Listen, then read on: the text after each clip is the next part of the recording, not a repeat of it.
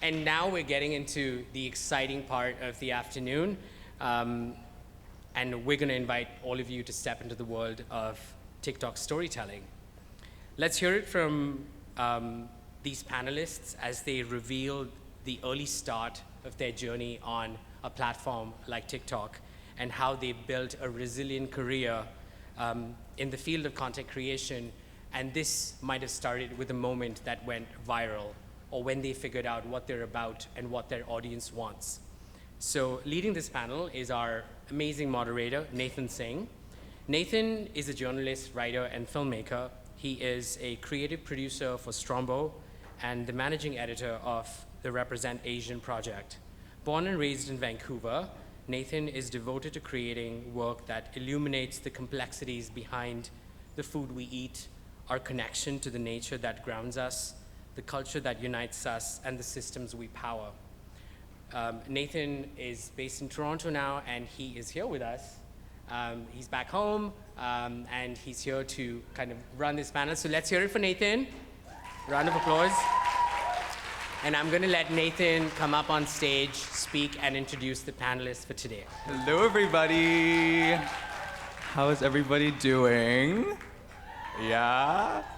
All right. Well, this has been a long time in the making, but seeing this room packed with people excited to hear what all these exciting creators have to say brings me so much joy. So first of all, thank you so much for coming today and attending East by Northwest.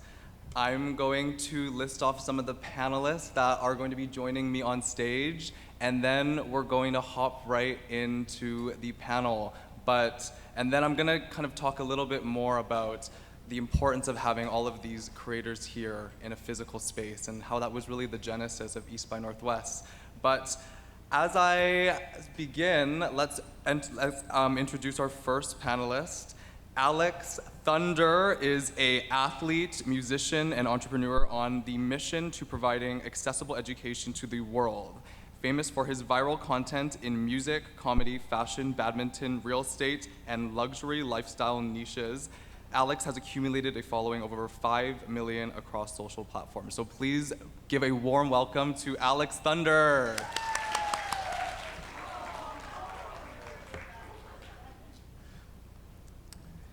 Michelle Chubb uses TikTok and Instagram through her platform Indigenous Baddie to educate others about Indigenous life and issues while being a first-time mom.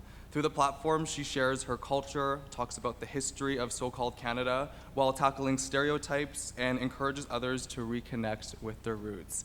Please give a welcome to Michelle.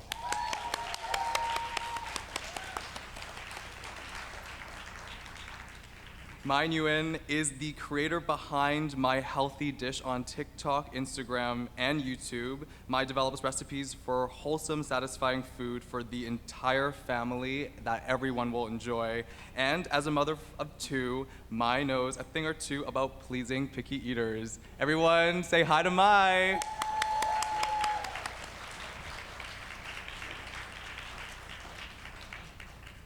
Sonia Ong is a social media influencer and CEO of Ong Squad Media Incorporated. She creates wholesome, family-friendly videos on TikTok, Instagram, and YouTube under the handle Ong Squad.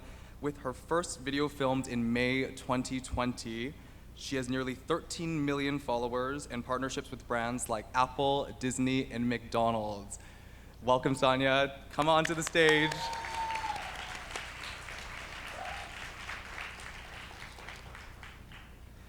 Sandra Jeannie Kwan is a successful full-time content creator and the founder of Genie Media Inc. With a background in the hospitality and airline industries, Jeannie gained popularity on TikTok by sharing entertaining and relatable skits, travel tips, and stories from her time as a flight attendant. Jeannie now manages multiple social media channels with over 20 million followers. Hello, Jeannie, come up here.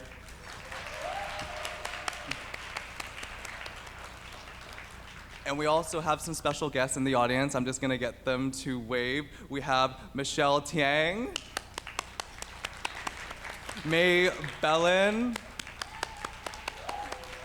Milton Ning, Mark Q, Johnny Ung, and Leishan Renee Tong.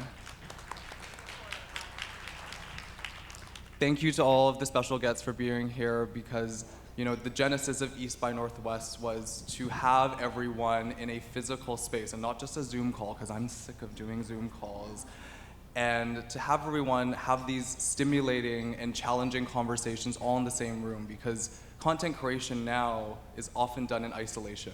We're in our room, talking to a camera all day, scripting a video, and seeing these metrics on the other side of the screen that have these abysmal numbers, hundreds of thousands, millions.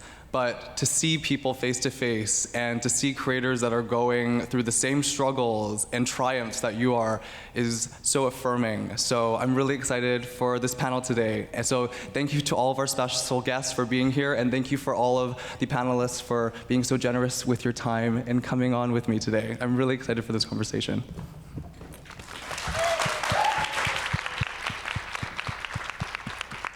All right. Work? Okay. So, to kickstart this, let's start from the first page of each of your books. When did you all first realize the possibility of these social platforms in creating a world where you could create a sustainable career for yourself? But actually, even before then, what was like the first viral moment that showed you that possibility? Well, I actually started my TikTok career just for fun.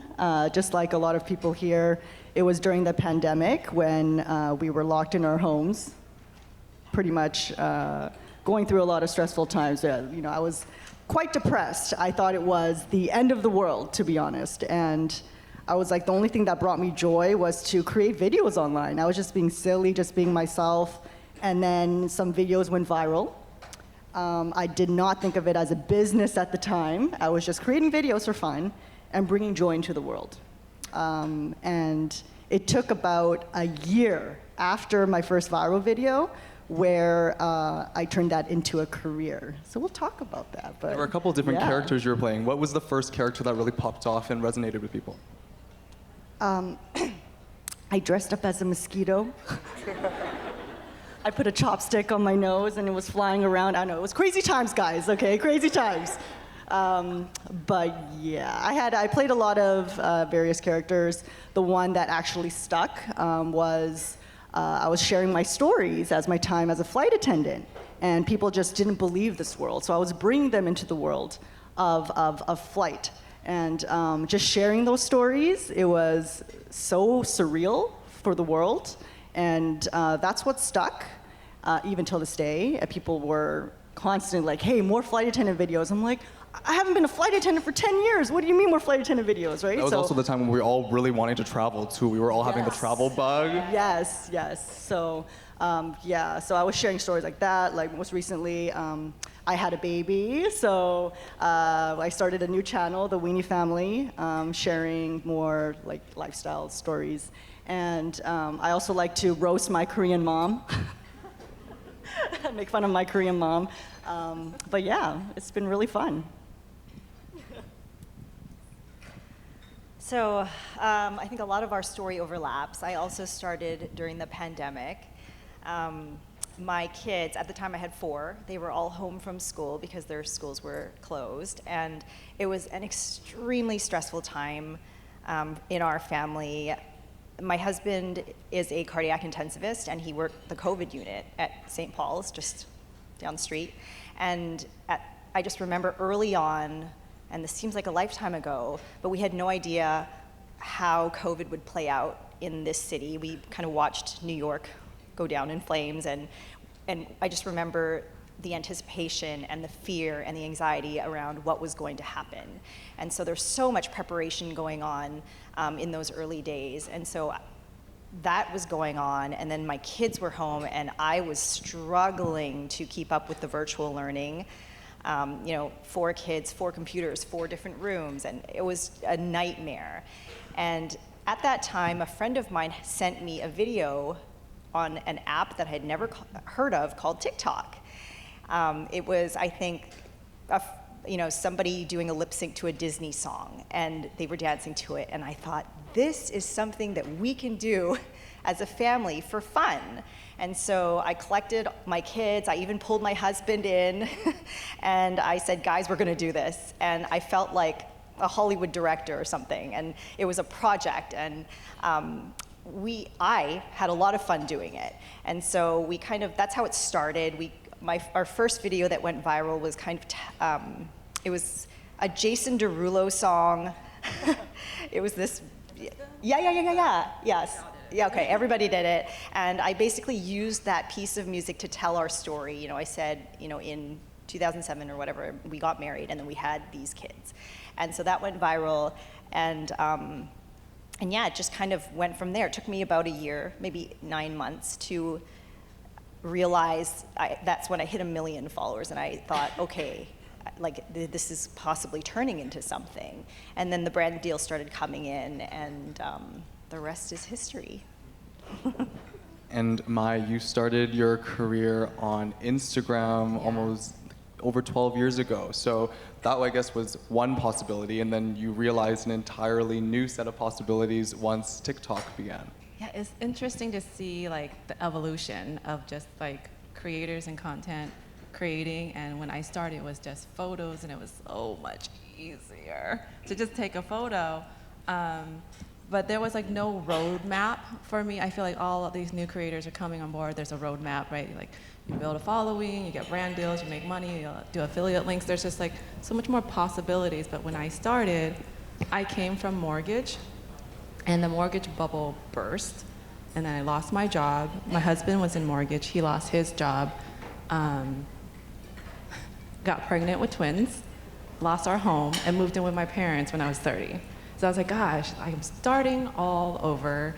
And I just feel like even Jeannie's story and Sonia's story, it came from a stressful time, right? Where we're trying to find an outlet.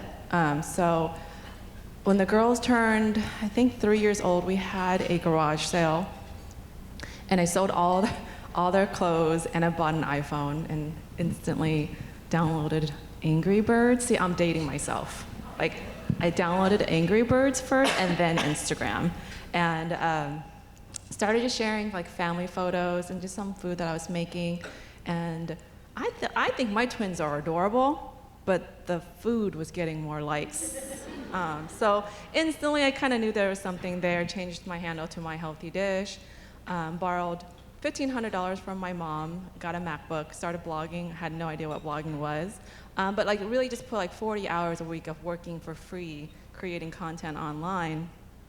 And I was one of the first influencers actually to do a brand deal on Instagram. Do you remember what brand deal that was? Miracle Grow. People were like, you're just a sellout now. I'm like, how do you expect me to make money? I'm doing this for free for a year. So I had no roadmap. My intention was just to grow my following to 100,000 followers and sell an ebook. So when I hit 100,000 followers, I released my ebook. I wish I could pull out the cover for you because it's so embarrassing. I'm in a gown. And the book is a diet book. I had no idea what I was doing, but I sold it for $40 online, and it was just I was on PayPal, and it was just ding, ding, ding, ding. This is when I was living with my parents. We were broke, and I was like, wow, there's something sustainable here. And my husband quit his job in 2 weeks. So I was like, wow, it's just over an ugly cover that said my daily diet. And that was something that really opened my eyes. I think I have something here that's not just an ebook. There was no sponsorships back then, so I had to really figure it out. So yeah, it grew to 1 million, then lost 400,000. It was just a crazy time because Instagram was just so boring. It was just photos, and when video came out, it was 10 seconds. I immediately enrolled in Berkeley theater night classes and started taking acting classes, even though I have an acting background actually in college. But I just wanted to refresh my memory and just work that muscle because I knew video was just where we were going to head. And then in comes the pandemic, and where all my jobs were canceled, all my travel was canceled, and TikTok came along. My daughter introduced me to TikTok. And I'm like, oh, girls, what do you guys think about this TikTok? She's like, no, Mom. no, Mom, you cannot be on TikTok. No, Mom. I'm like, I got it. This is it. This is where it's happening. It's perfect. But let me just do this just for my girls. So, of course, they love it now. But my daughter helped me film my first TikTok video, and it was like air fryer French fries. And I know we were shopping like at Kohl's or something for back to school. And it went viral. Like, and it went, to me, viral back then was like 100,000 views with like 10 followers. I'm like, that's weird. Like, I had to like fight so hard for that on Instagram. Yeah, so that's just like, I always felt like an imposter because I thought like I did it so strategically on Instagram that like I'm not a real creator. Like I was just like marketing myself and I was just being very strategic. So when I recreated this on TikTok, it actually made me feel more confident as a creator to like really think that I could do this. So I tackled YouTube next. And then when I hit 1 million, I'm like, I'm gonna go tackle Facebook. And it was just like this confidence building was what I think I needed. And TikTok really just changed the game for me. But I could talk on and on, so. Yeah. There's a lot of nuggets in there that I want to dig a lot deeper into, and we will throughout this next hour. Alex, when you started, all you saw was dollar signs. So walk me through your foray into content creation. Well, when I first started, it's not because I had nothing to do, but because pandemic is actually the perfect time to start social media. Like before that, I was playing badminton professionally. I was doing real estate. I just graduated studying like comp sci AI from UBC. And then I was also going to like debut as an idol. That was like my career path. So I was like emceeing, opera, acting. But then when the pandemic came, I was talking to a lot of my mentors. I'm like, how do I build real success? And I remember some of my mentors told me, paraphrasing is, when things collapse, that's when resources are available for new builders. So I really thought about what resources are collapsing, where are people going to right now? With everyone at home, social media is the place. So I'm like, this is the perfect time for me to encapsulate all my previous experiences and build something that is going to grow very quickly. So for me, I didn't really like wait for a video to go viral.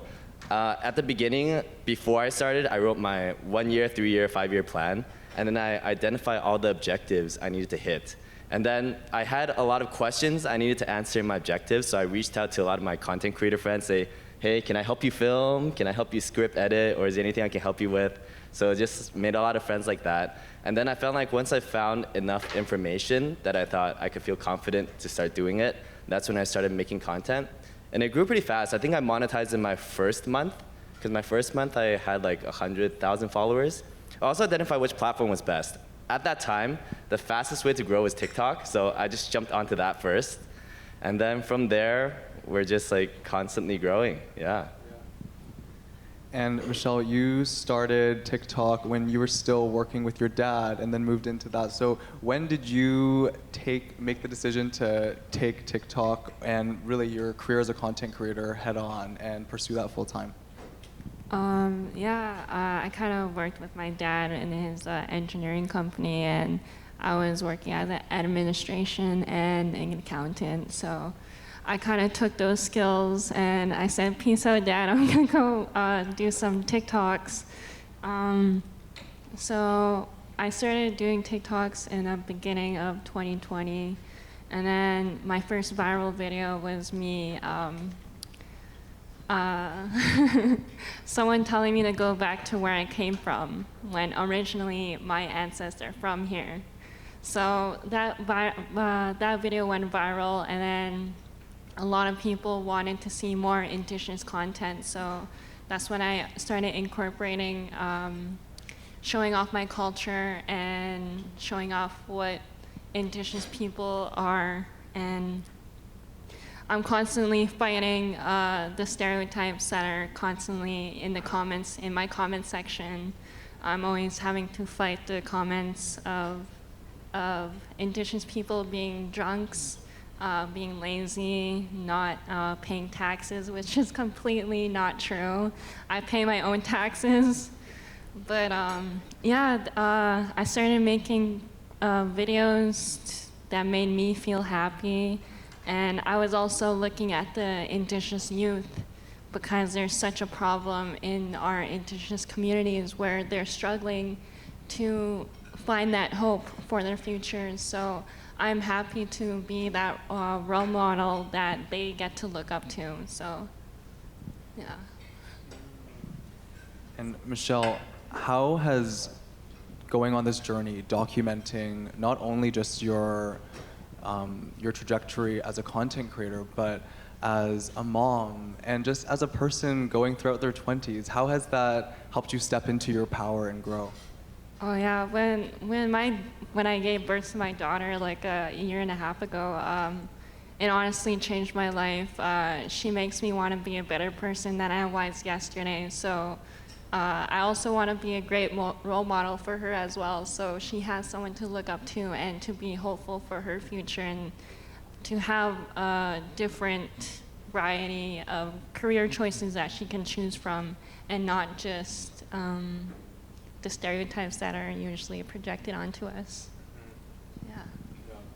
I mean, because with these platforms comes a lot of responsibility, and we sometimes have to, I mean, I'm sure sometimes you have to distance yourself from the number and the amount of people, and because that can take away from the content, but at the same time, seeing people in your community and seeing these comments at the same time reminds you of why you're doing it.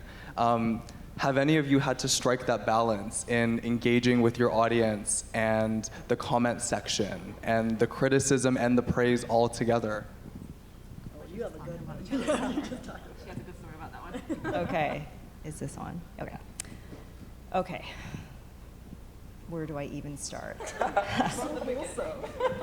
I make very wholesome content. It's family friendly. It always usually involves kids, and so the topics are very vanilla. And yet, having this kind of a platform comes with the territory where people will come along, they don't know you, maybe they are having a bad day. I don't know, there could be a whole slew of different reasons, but they will just attack. And I think for all of us, we're here, we're playing the long game. It's a career for us now, and so it's really important that we protect ourselves and our mental health because it's the only way to move forward. And so I've come up with a few strategies that I use to, because I'm 41 and I have a strong sense of self, and I'm grateful every day that I didn't discover social media until I was like 38, because if I was 20, I think this would have destroyed me to constantly see in print criticisms of my life and my family. It's just not natural, and nobody ought to be subjected to this kind of thing. But some of the things that I do is, for example, when I post on TikTok, the algorithm sends out the video to your followers first. So for the first 20 minutes, all of the comments are very positive and uplifting. And so I will get on there and I will respond to every single one that I can for the first 20 to 30 minutes. And then I will just leave and I will never go back to the comment section again. I don't look at my notifications, nothing. And that has created a scenario where my interaction on TikTok is 100% positive. It's wild because I know that there's probably hate in every single video, but I don't read it, and so it has zero effect on me. So that actually, it requires some discipline, but one comment could really ruin my day, and I know that about myself. And so that's one thing that I do. And then another thing is to have a community around me of creators who understand the business, but who also understand what it feels like, and the experience of being a creator and being a target on many days, and to have the support of people who understand what you're going through. I'm constantly, I have a chat group of creator moms on TikTok, and we chat 25 times a day. I mean, this chat is super active, and it's so important to have that kind of support and understanding, and they are a large part of why I'm able to keep moving forward with this. Just to add to that, because you're talking strategies, I do that too. But what's special about TikTok is that you can also add words that you don't ever want to see on your page, right? So you can put that filter on and you'll never see it. So things like boomer, I'm like, come on, that hurts me. I know I'm a little bit older, but come on, guys. So you put that on there, right? And you'll never see it again, you know? And other strategies are like, if there is a negative comment at our stage, I think we have a positive follower base that they protect you, if you've noticed, you know? So I just let them do their thing. I'd be like, come on, where's my friends at, you know? Come help me out. And they do. So that's also great, right? You built a community that's going to help you out. Another strategy that I like to use is if there's actual trolls that are just hating for the sake of hating, like, you're ugly. Okay, thank you. Like, whatever, you know, I don't care about that. But if people are actually hurt by something that you have posted and it is really sincere, I do respond to that. They may have voiced it in a very negative or brash way, but I always acknowledge it and say, thank you for bringing that to my attention. I will do better next time, or whatever it is. And actually, they change. They're like, oh my gosh, you actually listened to me? That's amazing. And you turn something so negative into a positive experience. So actually, if you look at my comment section, I don't have any negativity. It's pretty crazy. Oh, you would just... Jeannie, you're a better person than me. Do you fight? Oh, I'm pretty petty. So Oh, yeah? this is my strategy. Let me break it down. I don't know if I should share this, but I'll find the worst comment that is just so ridiculous, and I'll respond to one, and the strategy is just letting my followers just, because it'll show that one comment, it just pins, right? And my followers just attack. Open the door, and then all the replies just come Like, flying attack. in. Release the hounds. I'm very petty. no. I've done that. If you attack anyone else, that's not me. If it's personal, I'm like, I can handle it. But if you attack my husband or my baby or my dog, you know, I'll come after you, you know. I actually did that once. You respond, right? You reply with a story. Yeah.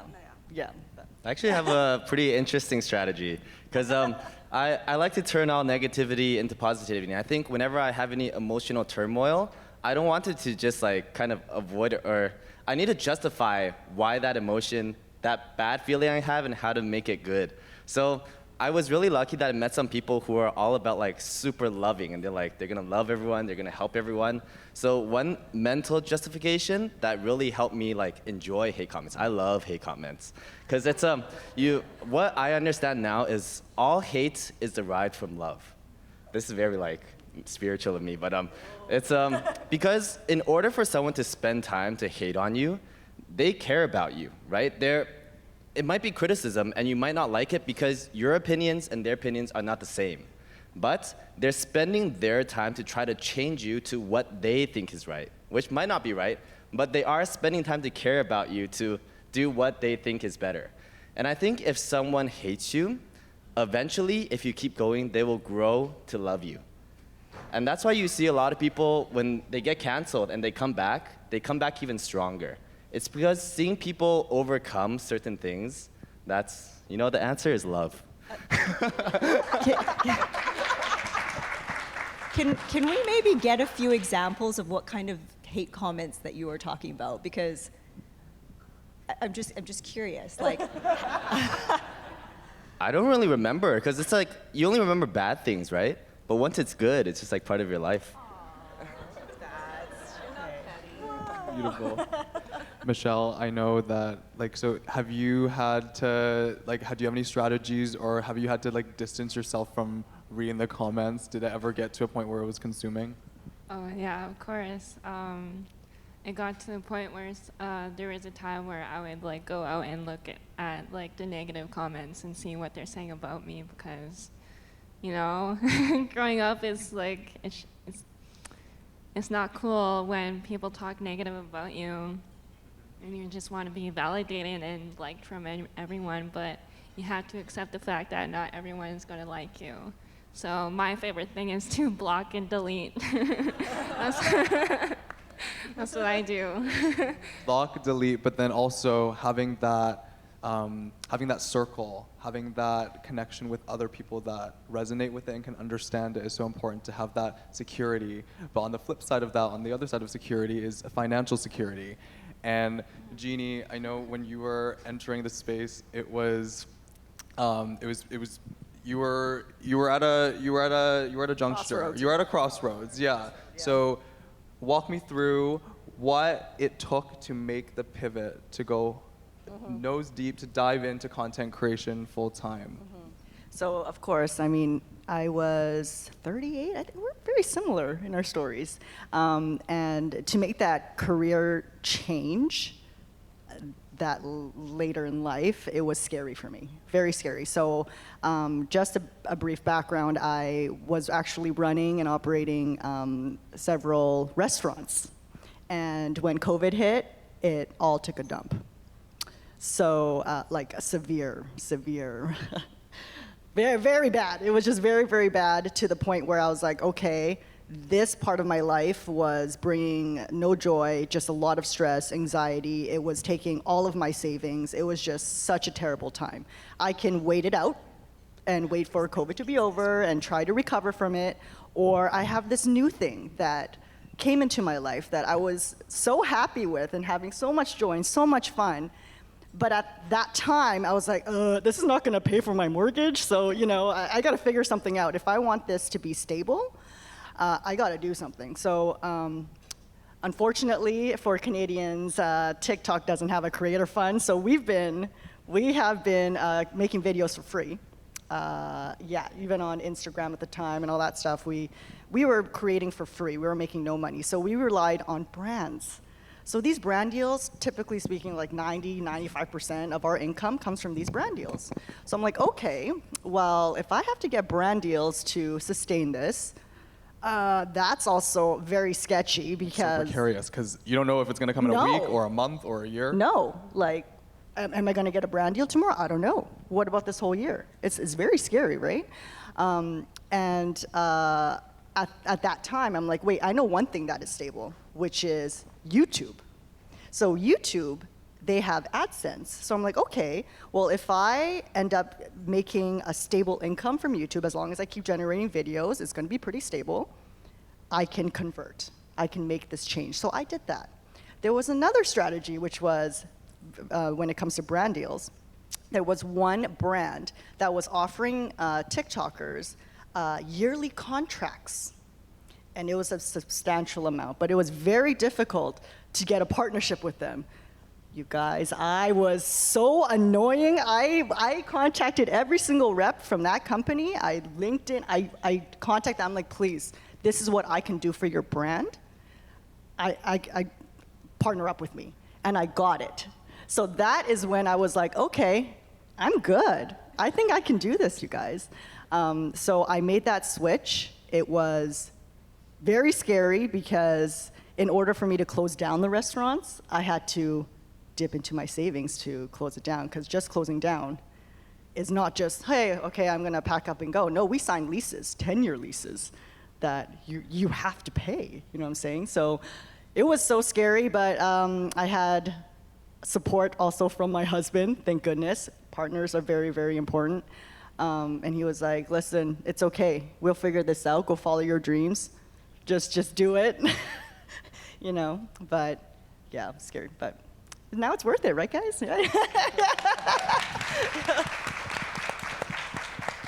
And was part of that decision the support that you felt from the community? Because I'm sure, like, you see the numbers and you need to have various streams of income, but I'm sure you were also receiving messages that were from people telling you what your content meant to them. So yes, oh my gosh, should I roast my friends and family? But anyways, okay, so the online community was so super supportive, but I don't know about you guys, personally, my family and friends didn't actually support me in the beginning. They don't see this as a career. They're like, how are you gonna make money from this? Like, what are you doing? You're just making stupid videos online, And it was hard. They actually had an intervention. They're like, what are you doing? Are you okay? Are you okay? You're gonna dip into your savings and lose all this money to what? make 15-second mosquito videos? Like, are you sure? And I'm like, yes, I'm sure I got this. And so definitely the community helped a lot. I networked a lot with other creators because we were just talking about this. No one understands unless you are a creator and you've been in this industry, in this world, of how lonely it is, how difficult it is. And I know there's a lot of creators out there, not a lot, like 1% will make one viral video and all of a sudden they're millionaires. No, like 99% of us creators, we hustle every day. We have to work 24/7. Oh my gosh, it's tiring. It's the hardest job I've ever had, most rewarding, most fun, but I'm exhausted too, And I don't think people see that part. My friends don't see that part. So definitely it's the words of the community, of my followers, and they're like, oh, thank you. You bring so much joy into my life. I was having a bad day. Thank you for making me laugh today, and also from our API community was like, oh my gosh, it's so great to see someone that looks like me.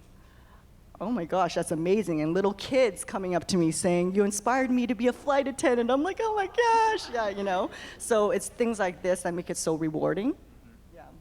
And for, I guess, now with TikTok, and I guess, TikTok was the one to really champion a lot of these features, but for these features to be baked in the app that encourage collaboration. Whereas before with YouTube, it was so, you have to fly to LA and then film 3 videos and it to be through your official channel and for it to be one, where now we have collab posts on Instagram. Now we have duets on TikTok. And I know, you have an experience with a particular duet.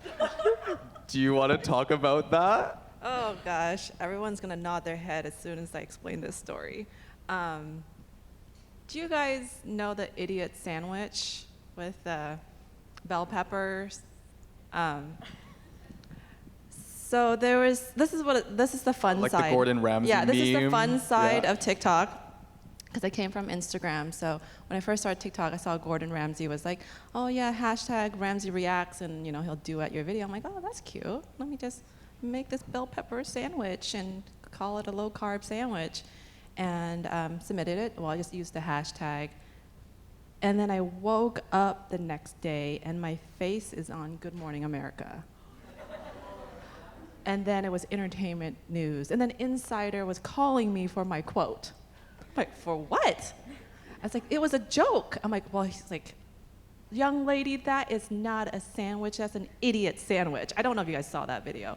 But it went crazy, crazy viral. And everyone's, oh, you got roasted. I'm like, I'm growing 50,000 followers today, guys. I don't care.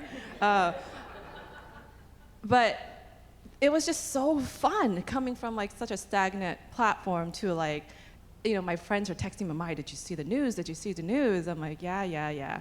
And then what was the funniest moment is that my parents have no clue what I'm doing. They don't understand the internet. But my mom came to my house and had an intervention. She's like, it is an Asian thing. She's like, Mai, your aunties in Vietnam are worried about you. This little piece of idiot sandwich traveled all the way to Vietnam.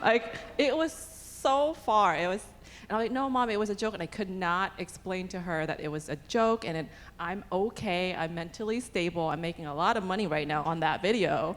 And then full circle, I had a confidential video shoot with Gordon Ramsay. I can say it now, it's been 2 years TikTok, let me talk about it.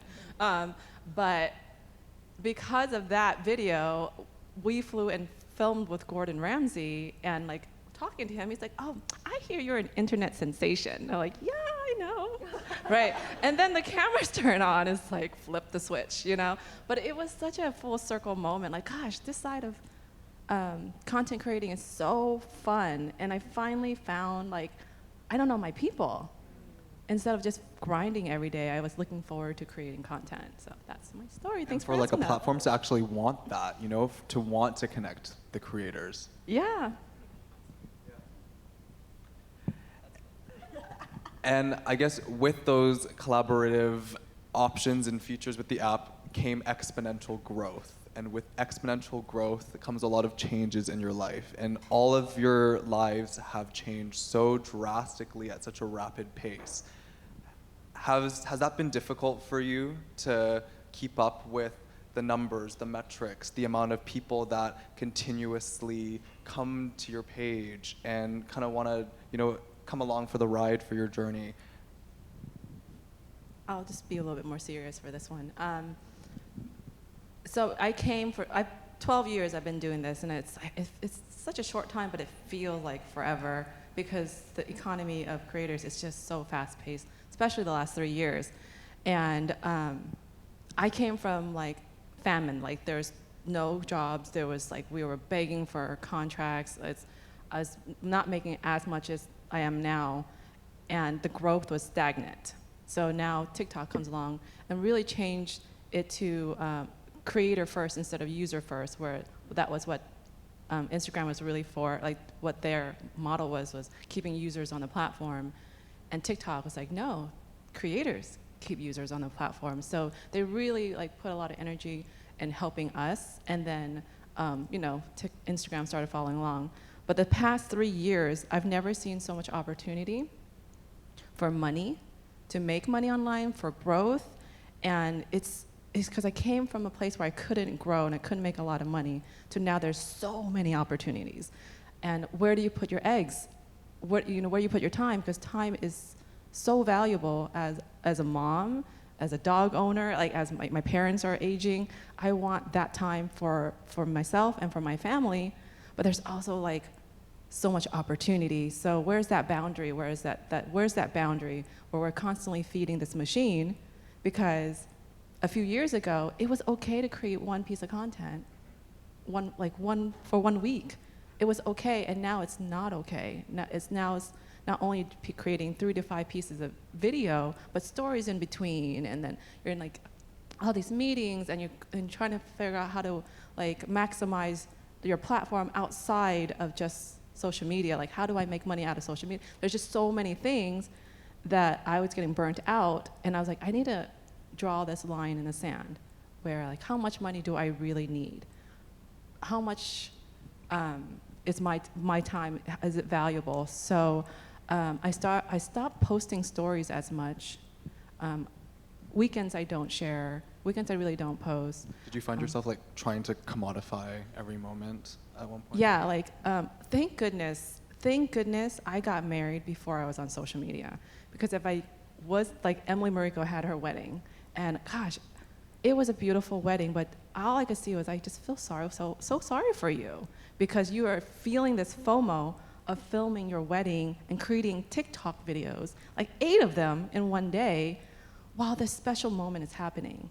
So thank goodness that my wedding was 20 years ago, because I think I would have been like caught up in that too, just because you feel so much FOMO, because this content does go viral, pregnancies, births, Thank goodness you didn't film the birth, Jeannie. That was so scary. I did.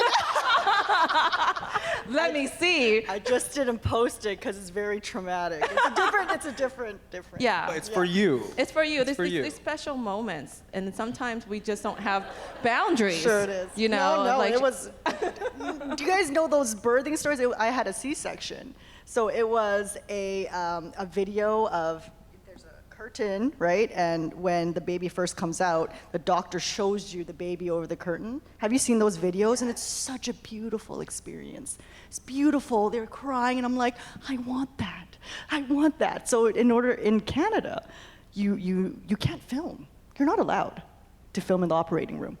You're allowed photos. So I had to get the permission. I begged all the doctors. There's so many doctors and nurses in there. They all said yes. So I'm like, okay, I'm gonna get this video. It happened. The birthing experience is not pretty, you guys. It wasn't beautiful. It wasn't beautiful.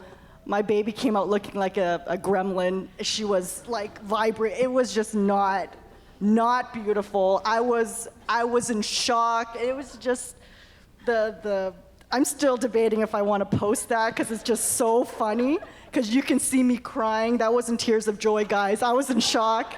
I was just like, You know, Jeannie, it could always be one for the archives. oh You my could drug it. gosh, oh my gosh. So like on that note, I'm like, okay, so when do we get to treasure these precious moments, and when is it content? It is very difficult, you know, to have that, and I'm trying to separate that now. Yeah, you know, the way that, with the birth, so I had one baby since I had TikTok, and I made one video in the hospital room. But you can separate real life and content. So it was, you know, there's this viral sound that says, you know, let me hear it for the dress or something. And I was showing my hospital gown with a big belly, and it was the announcement that I'm going to have this baby now. But in reality, I had already given birth to the baby. You just still have that big bump right after you give birth. This was like 2 days later. I was already packed and ready to go home. And I put on some makeup and I filmed that video and said, I'm about to have this baby. So I think for me, that's how you kind of create a boundary for yourself. I know what's real for me. I have my own protections and boundaries in place. But what I put out there, you can interpret it the way that you want. So. That's smart. I'm kind of a little bit opposite. I like no boundaries. But well, I think there's like two ways you can live life. One is like with the boundaries, which is a similar example is like maybe working an office job. You like focus on work, and then after you focus on whatever else you want to focus on. Or you can live your life like constantly. But for me, like I live my life like anime. Like all my role models are anime characters. I once did a TED talk about how Rock Lee was my role model. But what I learned from anime was that in order to truly be like the best, okay, it doesn't work for everyone, but you need to apply constant power all the time. You can't just do one punch and like break your limbs, right? So that's why I think if I'm gonna do something, I'm gonna perform at my goal is to perform at 80% every day, and that's really good. So yeah, no boundaries. I wish I could give birth.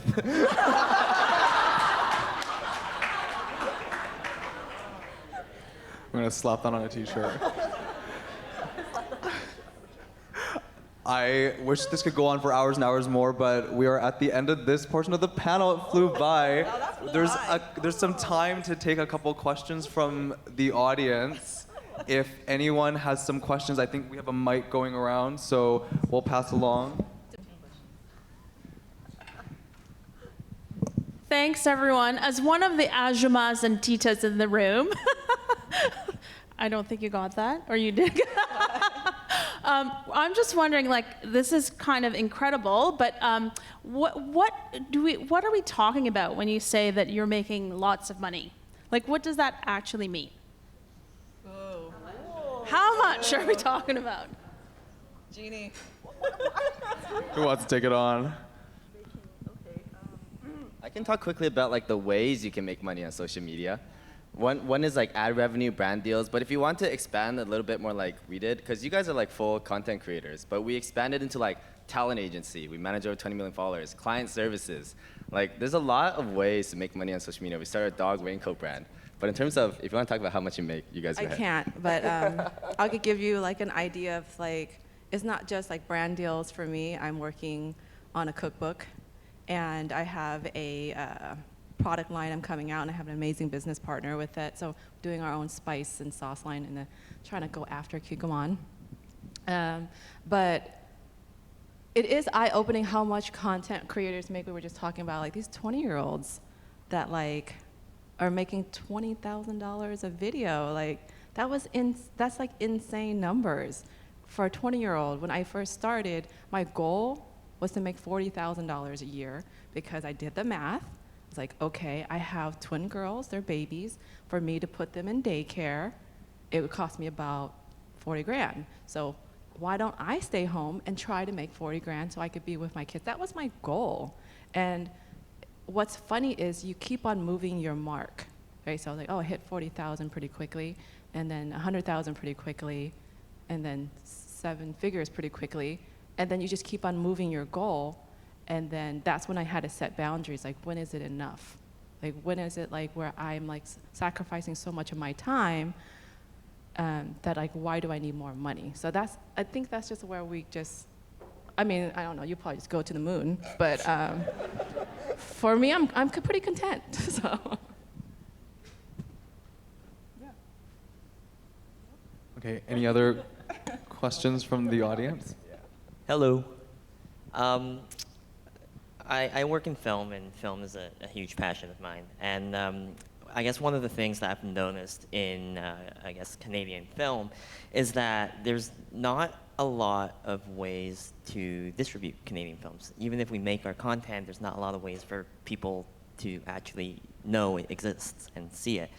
So I guess my question to you is, how have you found like using TikTok as a tool to market to market films to the TikTok audience, and having them go to a different platform to actually watch the films themselves, because you can't put like an hour and a half long film on TikTok, right? So how do you find that marketing strategy to work? Like, you think that's So is this more about like how they've, I guess, the strategies they use to keep people engaged with their content?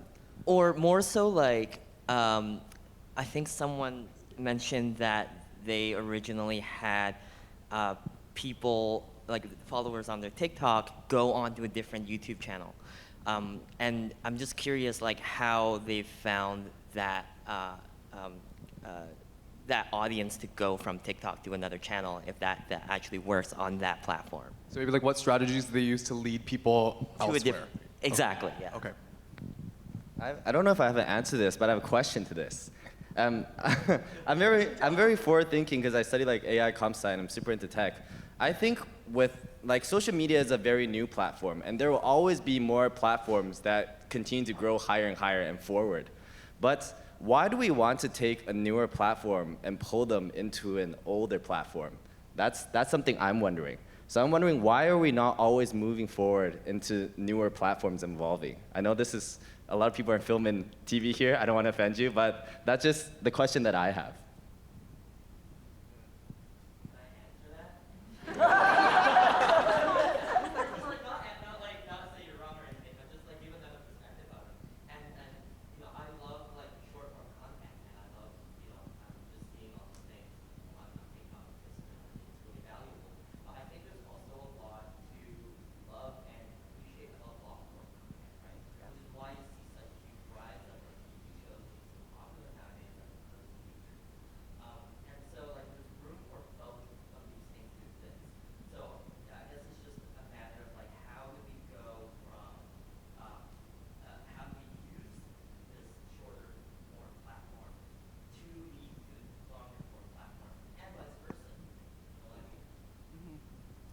So I'll speak on that.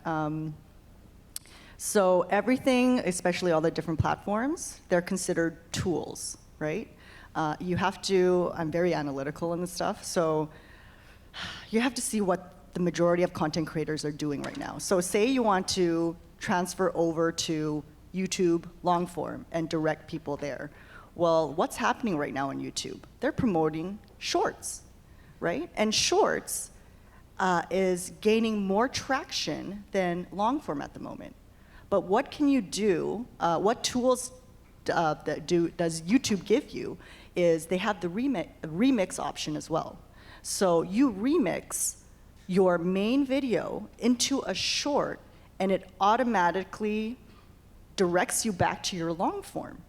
And people don't know these things. You have to figure it out, or someone has to tell you, right? And the shorts and TikTok, you use that as an advertising tool for your main video. And this is what a lot of the bigger YouTubers are doing right now, right? So they give kind of like a teaser with that, because you have a higher chance of going viral on a short and a TikTok than you do on a long form. It's very difficult to go viral on a long form. So you use those tools to redirect. And that's what actually all the YouTubers are doing, just so you know. Does that help? I don't know. Yeah, okay. I'll just add one thing, and you guys correct me if I'm wrong, but in my experience, my short form video audience is a totally different audience than my long form. And for me, I've just grown organically in both areas completely separately. And I'm wondering if it's because somebody who is really interested in watching TikTok or YouTube Shorts, they've intentionally chosen that because that's what they want to see, short form video, like 30 seconds, and then move on to the next. Whereas my husband only watches long form. So to me, the overlap doesn't happen as often as you would think, but I don't know, that could just be my experience. Well, Jeannie, I watched some of your content. A lot of your stuff is just longer shorts, and it does super well. So yeah, I think it is a separate audience. That's a money strategy, guys, because, just so you know, okay, in this room, YouTube, if you do a short, you get kind of monetization from shorts, which doesn't pay as much, but you know that long form YouTubes pay a lot. So if you're actually 61 seconds, you make the money, just so you know. So if you are a shorts creator, if you have some way of making it a tiny bit longer, you can generate the revenues from long form. And for short form is where you advertise yourself and you gain the followers. Yeah. Yeah, so. And no one's talking about Facebook. And Facebook is my favorite platform right now. It's like a cash grab right now because no one's talking about it. Everyone's looking this way. So there's like all this for you. Particularly the here. Reels on Facebook? Reels, what's interesting is that 61-second kind of thing, right? So Reels is under a minute, and the in-feed post is over a minute. So what I do is slice off 2 seconds, put it in Reels, and then schedule the 61-second in-feed for 4 weeks out. And so you get paid twice on that video, and then you do the same thing with Shorts, then you do the same thing with TikTok. So we'll monetize that video like 5-6 times, but what's great about Facebook, guys, it's like a waterfall. So you could keep on posting the same video every month, and it'll just keep on being shared and shared. Or on TikTok, they're like, that's the same video. Is this a repost? Yeah. And it's just like the growth is crazy. And I don't know, if you guys are not doing Facebook, it's just a cash grab right now. Just do it. Growth is insane, and there's no competition because no one's competing with me over there.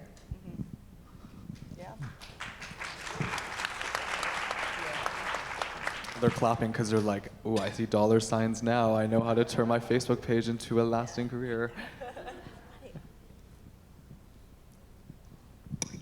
Hi there. I'd like to know what is the best investment that you made in yourself? It can be either education, stocks, or networking, anything along the lines. Did you say socks? Stocks. Oh. Anything. Anything that you feel was the best investment that you've made in yourself. Well, I'm all about education. I spend like thousands of dollars a week studying. Like, I'm learning ballroom dancing, violin, I'm still opera, piano. I'm like learning everything. So I think that's best. Stocks, I feel like it's just like a video game. I was just buying some stocks this morning, but I don't know. It's just like, it's just like a video game, right? If it's fun, it's okay. And then what was the last one? Socks? And what was the third one he said? Networking. Oh, I spent the most money on networking. I don't know if this is a brag, but like when I went to New York like 2 months ago, I spent $18,000 networking. And then that's the most I've ever spent in 1 month. But it's just like, those people, sometimes like information is like, you only need one piece of information. Like this Facebook thing, I'm gonna go home and like post like crazy, right? I would have paid $5,000 for that. I will take 10% commission on all that. So I think knowledge is so valuable. You just need to know one thing to completely change whatever you're doing. To be wine and dined by Alex must be an experience if you're spending 18 grand on that. Do we have? I'd like to answer this. So many years ago, I went to Stanford for my undergrad, and then I went to Harvard for graduate school. And I have 2 degrees from Harvard. And then I worked at BC Children's as a mental health counselor for a few years before I had my children. Then I was a stay-at-home mom for 10 years, and now I'm in my 3rd career as a content creator. I've had 3 careers, I have this education, and I would say that the #1 most valuable investment that I've made is in my family. Because at the end of the day, my job does not love me back, my education does not love me back, but my husband and my children love me back. So we have.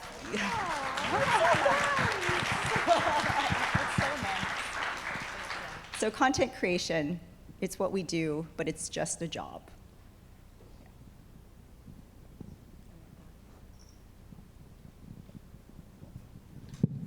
Hey, so my question is, how did you choose when to monetize and not quote unquote sell out? And I specifically want to hear from Alex first because you're an entrepreneur. Nathan mentioned that you started this with dollar signs in your eyes, and it seems like the approach you've taken to content is very strategical and methodical. One thing is like, I've always thought this, but like, I also saw a lot of people praise this online. It's like, if you start off selling out, then you'll never be a sellout, because that's who you are, right? But if you're never a sellout, and at some point you're like, I'm gonna start selling, that's when you're a sellout. So I think just start as a sellout, and you won't be a sellout.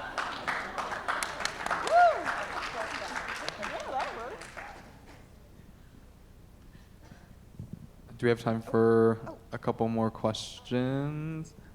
I think we have time for two more. Yeah. Hello. I was wondering when you first started making content, because you mentioned you have myriad interests. Like, how did you figure out your brand or your tone, and how to make the content yours?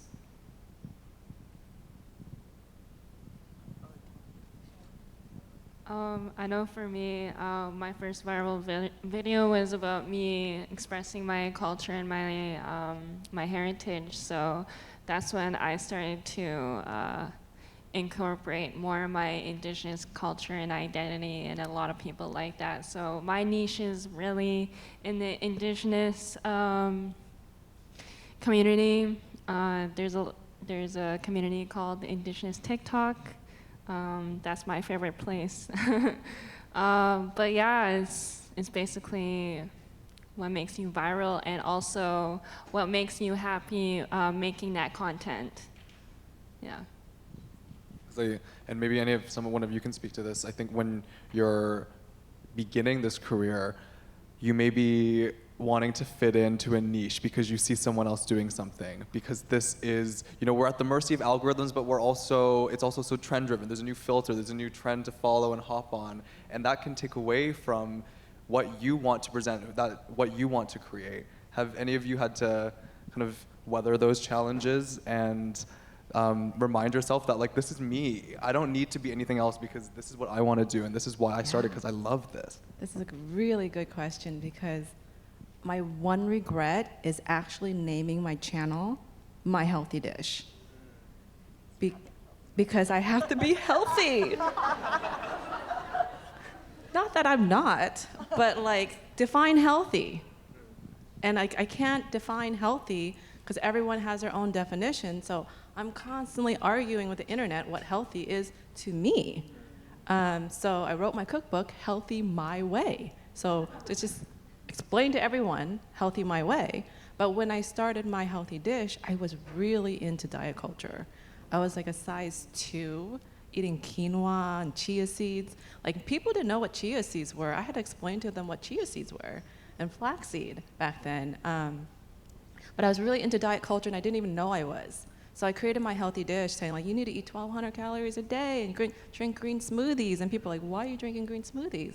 And like 12 years later, like, healthy is just a food that makes me feel good, and I don't need to be a size 2.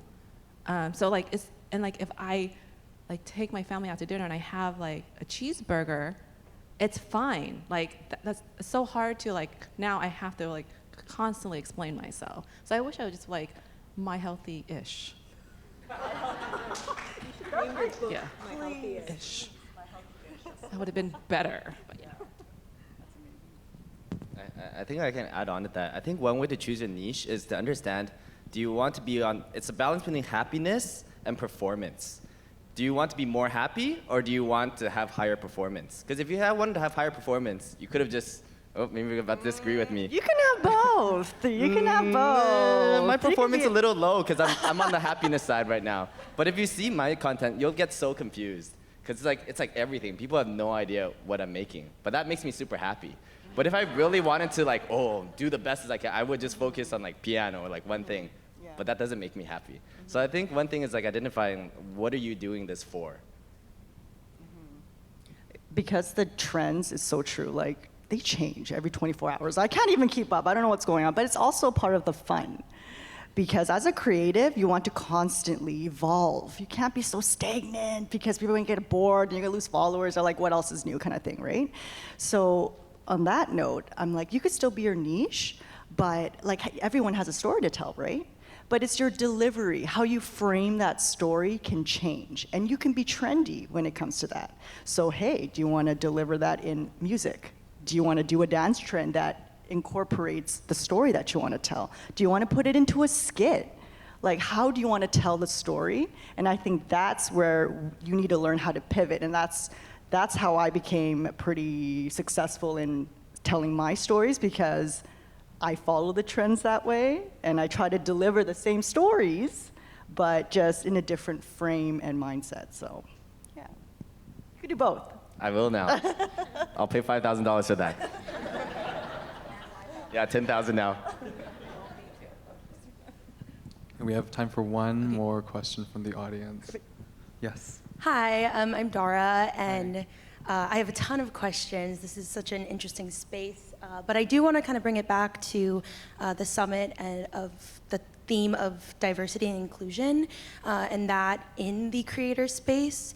And if brands, and there's a lot of talk about monetization and how to make money, do you feel like the brands, the platforms are championing inclusion and diversity, and is it authentic, or does it seem like it's more of a diversity pick? And what do you think, what actions should be taken to be able to promote diversity and inclusion more?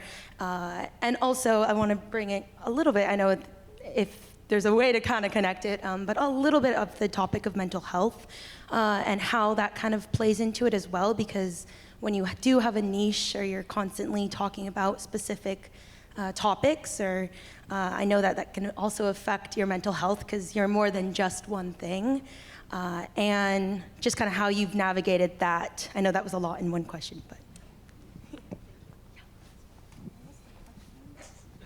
So I guess one bit of that question was, when Asian Heritage Month comes along, for example, or like a day comes around to like, and all of the marketing teams come in and want to work with you and then abandon you for every other month of the year.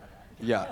Is that something that you think is improving because, is that something that's improving? And like maybe, any of you have any experience with this and how you've, worked with that?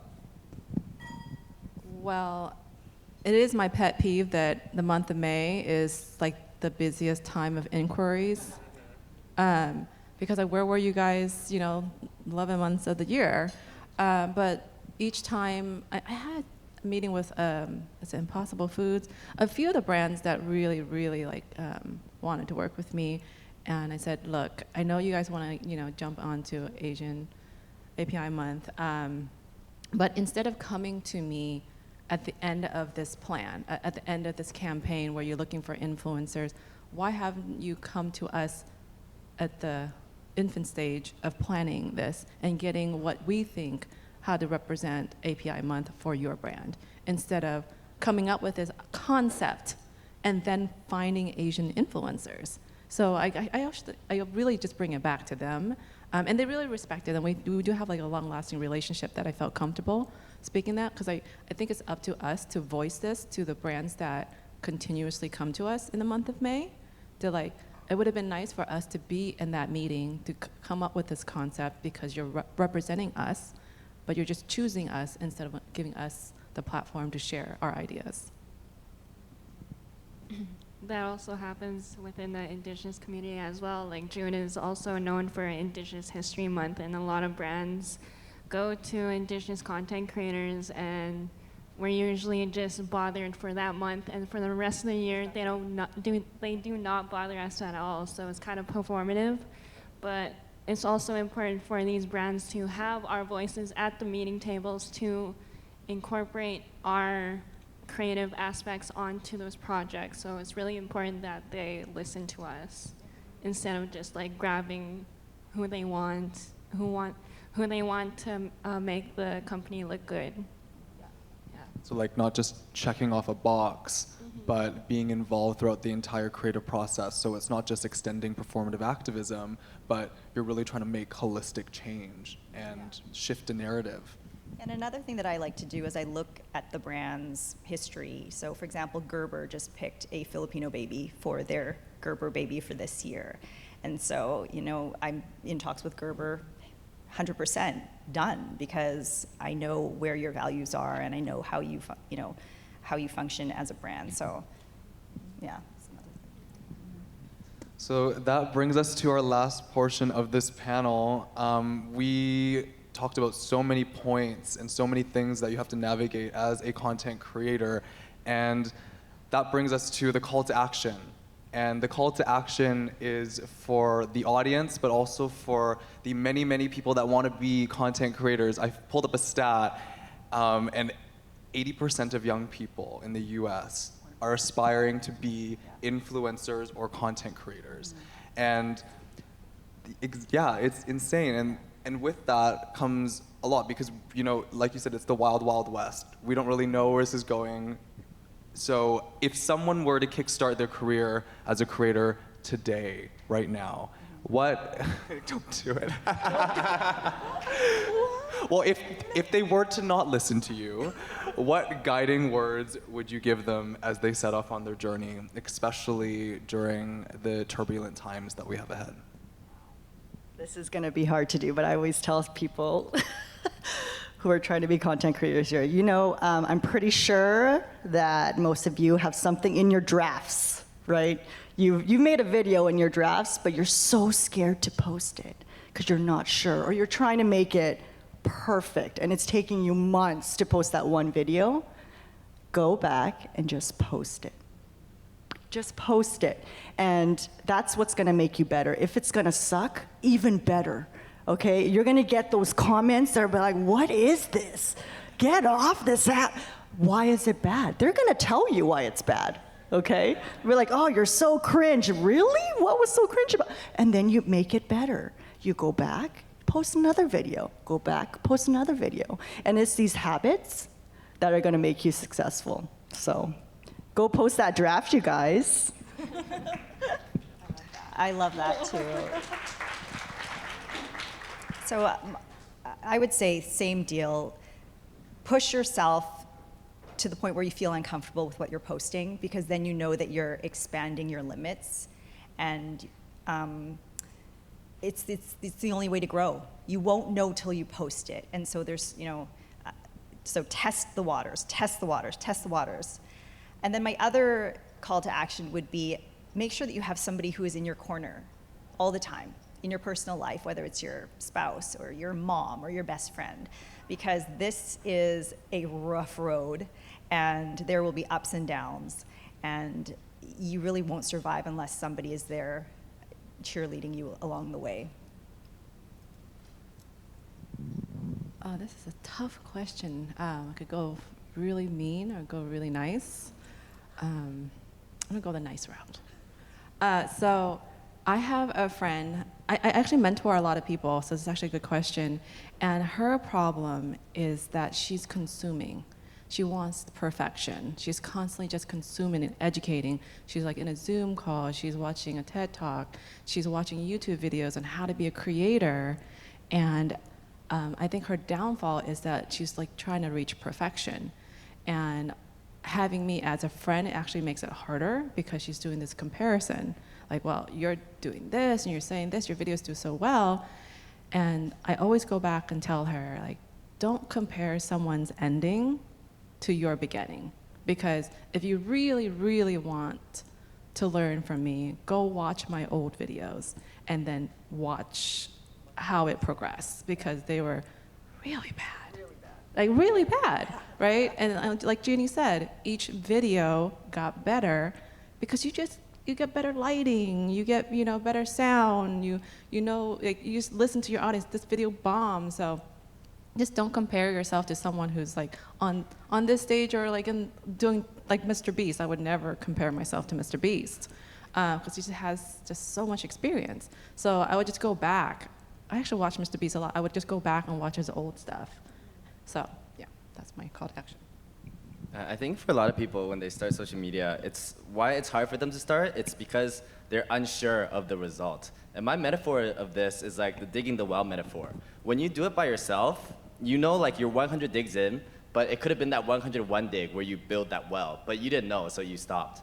But that's why you need a mentor that will tell you you're one dig away from hitting that. It's kind of like a mentor I have a lot of mentors in my life, and they all treat me like their son. So you really need like a mommy and daddy to help support you. Yeah. So one is like to make sure, yeah. I was about to use a baby metaphor, but I don't know how babies work since you all have babies, so I changed it to the well. I know for me, it's just to make content that makes you happy and makes you express the way you want to be expressed on the outside. Because I know for me, growing up, I was a shy kid in high school. I was at the back of the class doing my work. And then for me to have this opportunity of making TikToks is kind of like mind-blowing because that's the complete opposite than what I was in high school. So do what makes you happy and have fun with it, honestly. And also to push your boundaries because you'll get to opportunities like this, speaking at a panel, or like being able to model for Sephora Canada or Bon Look or Somersault. So push your boundaries.